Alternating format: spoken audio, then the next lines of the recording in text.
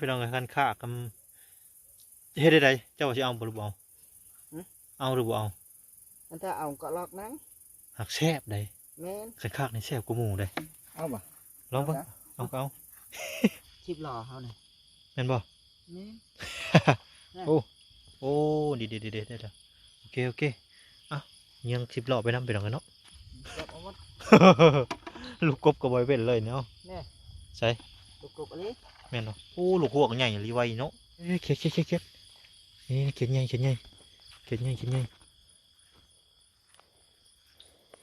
เอ้ากบติไอ้แก้วนี่เบิ่งดูเดี๋ยวเบิ่งให้ข่อยดู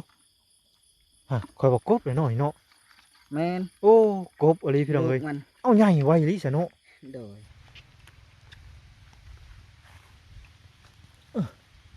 โอ้เขียดยังอันนี้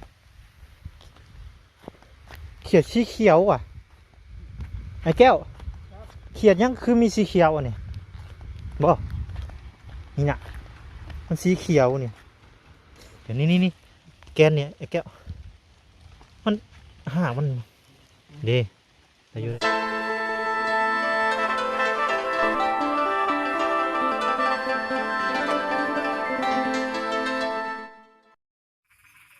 น้องพี่น้องเนื่องจากฝนตกวังบัวแรงนี่น้องพี่น้องเนาะทางบัวหน่อยกับไอ้แก้วกับพี่น้องเลยออกลาดตะเวนก่อนพี่น้องเนาะ สบายดีเด้อพ่อแม่พี่น้องFCกันเบิดสุขคนน้องพี่น้องบ่ว่าสิอยู่ไกลมื้อนี้ก็มาพบกับบ่น้อยเสียงลายคือเก่าคือเดิมน้องพี่น้องเนาะนี่แหละพี่น้องเนาะก็คือมาหาการกบการเขียกับไอ้แก้วเพิ่นก่อนพี่น้องเนาะตอนก็ลงมาน้องนี่แหละในข้างๆเฮือนนี่แหละพี่น้องเนาะหาเหยื่อหม่องนี้ก่อนถ้าว่าแถวนี้มันถ้าว่ามันมีการแถวนี้ถ้าว่าบ่มีพุ่นแหละน้องพี่น้องไปเบิ่งอยู่ไหหน้าบนเก่าบนเดิมที่เคยก้านตะกี้ตะก่อนพุ่นแหละพี่น้องเนาะตอนนี้ทั้งไอ้แก้วเพิ่นจะอยู่เจไรอันนั้นบ่โอ้ยืนยังอยู่ในหันเห็นกบบ่โอ้แม่นกบเอ้าก้อนหินเลยลายตาอะไรแก้วสวัสดีพี่น้องใหม่ก็ดูสวัสดีเมื่อกี้นี่เห็นกบบ่ไม่เห็นแต่เบิ่งไปบ่แม่นสงสัยลายตาแล้วซะเนาะเขียดกับมีบ่แถวนี้บ่ลองไปวันที่เราไปพุ่นละนาพุ่นละไปเลยพลบ่ทันตกเมื่อกี้นี่พลาดแม่เบื่อพลสิตกเลยพี่น้องเนาะไปเบิ่งก่อนโมเว้นนั้นวังแรงนี่ตกอยู่แมนได้หรือบ่ได้ก็รอรุ่นกันพี่น้องเลย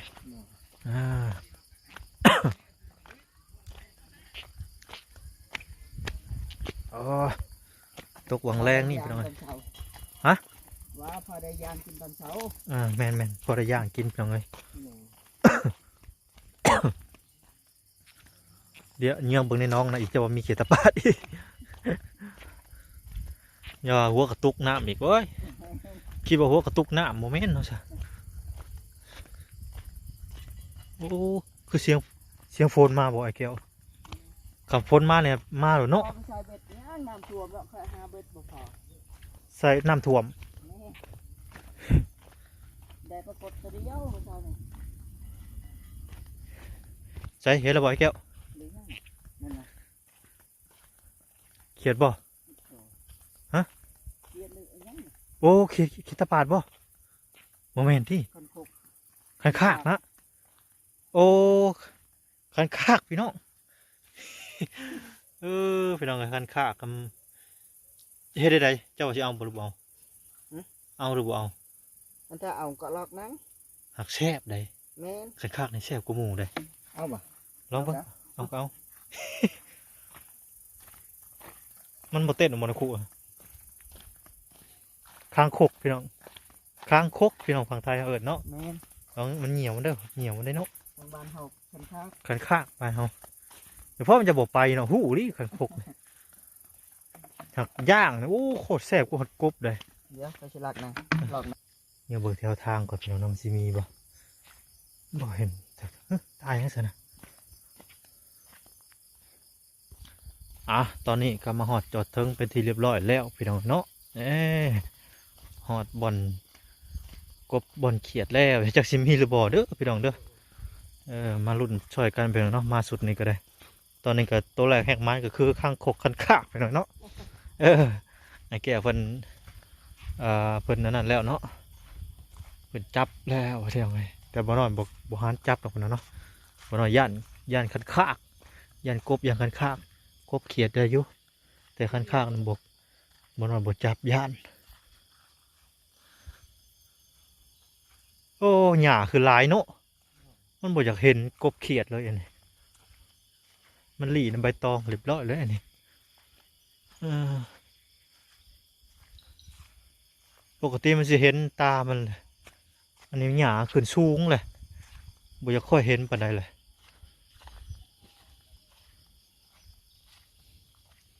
แต่เก่าเขียดเด้บักหลายหนึงมาส่วนคือเงียบเหงาแท้เนาะเป็นอะไรเด้ปกติมานี่อู้จับเอาได้พี่น้องเลยมาส่วนนี้เงียบมันบ่เห็นกบเขียดกับกระปูเท่านั้นแหละเนาะมีแต่10 ล้ออย่างเดียวเขาว่าบ่เห็นกบเขียดนี่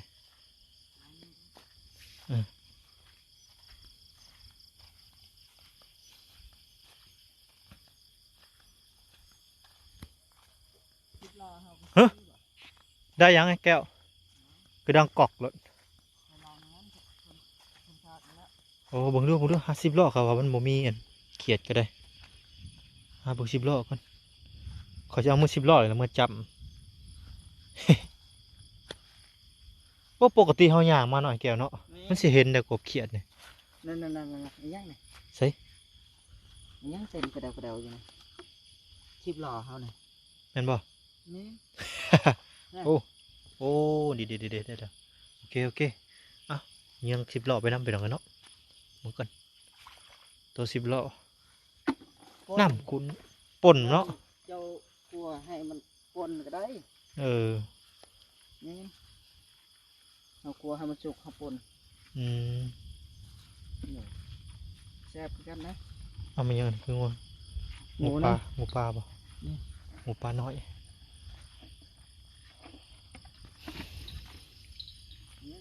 ใช่ ลูกกบ ลูกกบนะเอาบ่ จับเอาวัด ลูกกบก็บ่อยเป็นเลยเนาะ เนี่ย ใช่ ลูกกบอันนี้ แม่นเนาะโอ้ลูกหวกใหญ่รีไวเนาะว่าจะหน่อยเกิดกันเข่าม่านนี่เนาะหาใส่เบ็ดแล้วเตรียมซื้อเบ็ดกบเอาไม้ไผ่นี่ก็ได้ที่เนาะไม้ที่เขาหาน่ะไม้นี่ โดย หาตัดไว้ นี่ เราคันเบ็ดไว้พี่น้องเลยเจ้าหน่อยได้ใส่เบ็ดกบเจ้าหน่อยก็ได้ แต่ว่าตอนนี้บ่เห็นหดกบหดเขียดเลยตอนนี้นะโอ้ มันสิหมดเวลามันบ่ จังหวะเด้ออันนี้ก็บ่ฮู้คือกันบ่คือตอนตกแรกๆเนาะโอ้เห็นเราอยู่ป่าพุเห็นตัวหนึ่งละจะกบลูกเขียดอันนี้ฮะหมูบแล้วหมูบลงแล้วอ้าวโอ้ยเต้นเขาป่าซ้ำไม่แก้วเว้ยเต้นเขาป่าเลยเขียดตัวเดียวเด่นก็ได้เห็นตัวเดียวก็เต้นเขาป่าซ้ำไม่แก้วเจ้าได้ยังกินนี่โอ้ได้10 ล้ออีกแล้วพี่น้องเอ้ยโอเคกิน10 ล้อแล้วแหละมื้ออื่นนี่เป็นได้เฮ้ยเขียดนี่เขียดใหญ่เอ้ากบที่ไอ้แก้วนี่เบิ่งดูเดี๋ยวเบิ่งให้ข่อยดูฮะข่อยบอกกบเลยเนาะนี่เนาะ แมน โอ้กบอะไรพี่น้องเอ้ย มัน เอ้าใหญ่ไวลิซะเนาะ โดย แป๊บเดียวหนึ่ง นี่ เอ้ามันคือหูว่ะ หูเนาะ แม่น ปกติกบนี่มันสิรักได้พี่น้องเอ้ยย่างเข้าไปใกล้ไปเนาะโกยบ่ได้จักดีขอยคิดว่าเขียดซะดอกว่ะกบหลายอยู่ได้ไอ้แก้วเว้ยโอ้เราคันเบ็ดไว้โลด ใส่เบ็ดเลยเวลาอันนั้นแล้วดำนาแล้วจะน้อยนี่มันใหญ่เลยสำนี่ก็เจ้าหน่อยได้พอกป่นกินกับบักลิ้นไหม้แซ่บได้นี่ โดย โอ้คัก ให้ยังเอาอันนั้นก่อน มันยัง10 ล้อกันเนาะเดี๋ยวเราจะขึ้นไปหาการน้ำมันนี่เนาะมันคือเห็นตาแบบลองกินนี่โอ้ยตายแมงมุมเมื่อก่อนไปลองหากับอันบัก10 ล้อกับปูกันมันน้ำขุ่นเนี่ยกับป้านั่นบ่อยากค่อยเห็นปานใดวะตามมันกัน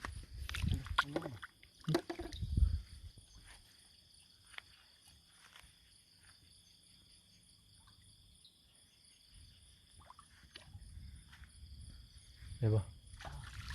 น้ำมันเหลึกเนาะน้ำมันหลายเลย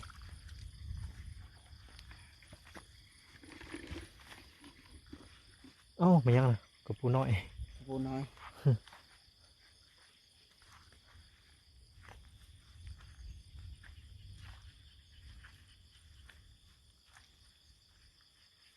เสียงกบอบเอบอบเอบอบเอบอยู่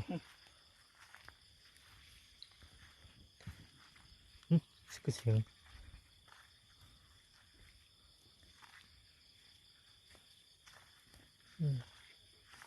บ่เว้นเลยมือนี่กินดิโอ้น้ำจนขุ่นเบดจากหอยงัวหอยคนกันนี่ จะไปได้ปะ เดี๋ยวขอยขึ้นมาเทิงเองฮึบฮึบมาพี่ละ นี่สิบหลอ ใส่ได้10 ล้ออีกเลยเดี๋ยวโอเคโอเคเดี๋ยวนนเดี๋ยวจะใส่เครื่อง มึงได้ หญ้าหัวหญ้าแล้ว ตัวนี้ปะสิทันเพิ่น หญ้าแล้วมันเป็นหญ้าตัวน้อย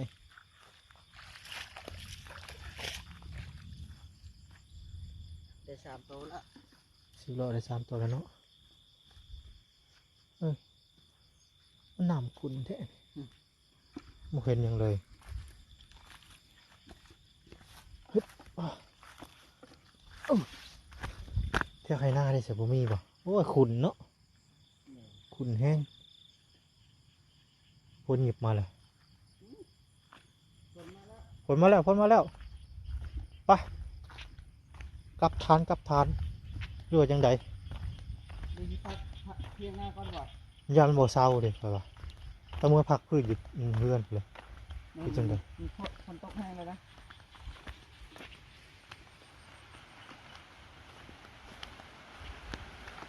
เศร้าอยู่เที่ยงก่อนบ่คือไปเทิงบ่ ขึ้นก็ได้ไม่ได้เกียด อ๋อมันอยู่ในนี่บ่บัน นั่ นะ นไง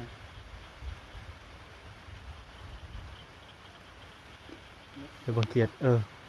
าไปเอาเขียดออกไปเอาเลยไอ้แก้วไปจับเขียดไปหน่อย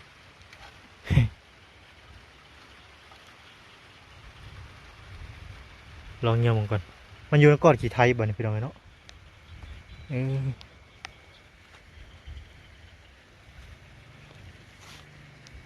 เงี่ยมองก่อน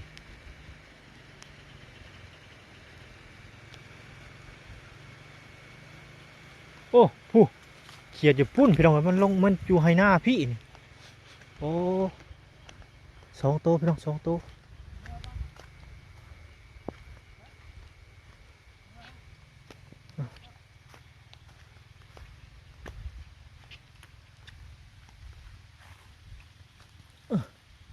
โอ้เขียดยังไงนี่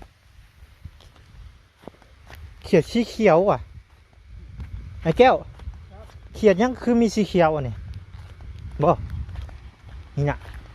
มันสีเขียวนี่เขียด เนี่ ยั ย ง วะ จะเจอ เกียดนั่งก็โอนนี่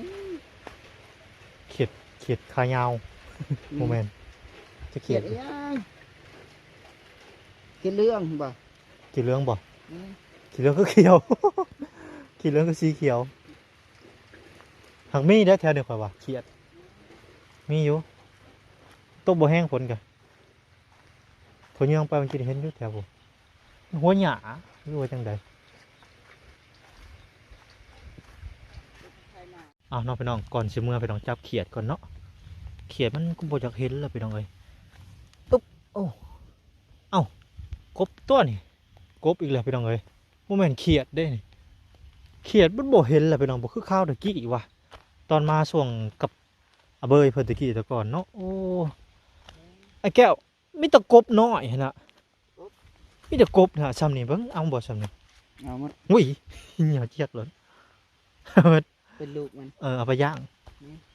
ปอจะน้อยนี่เนาะ โน่ อันเข่าจะไรเขาดำหน้าแล้วเนี่ยเข่าขึ้นเคี้ยวแล้วก็โว้กบบุดได้บาดนี่เตรียมใส่เบ็ดเลยบาดนี้ป้อมีแต่งอมม่วงๆกันนี่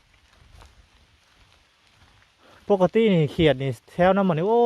หลายใดอันนี้บ่เห็นเลยพี่น้องเอ้ยสงสัยมันลี่น้ำหลืบแล้วบัดนี้เนาะมันลี่แล้วยามนี่เอาต้องม่วงมาปลูกบ่ เอาเลย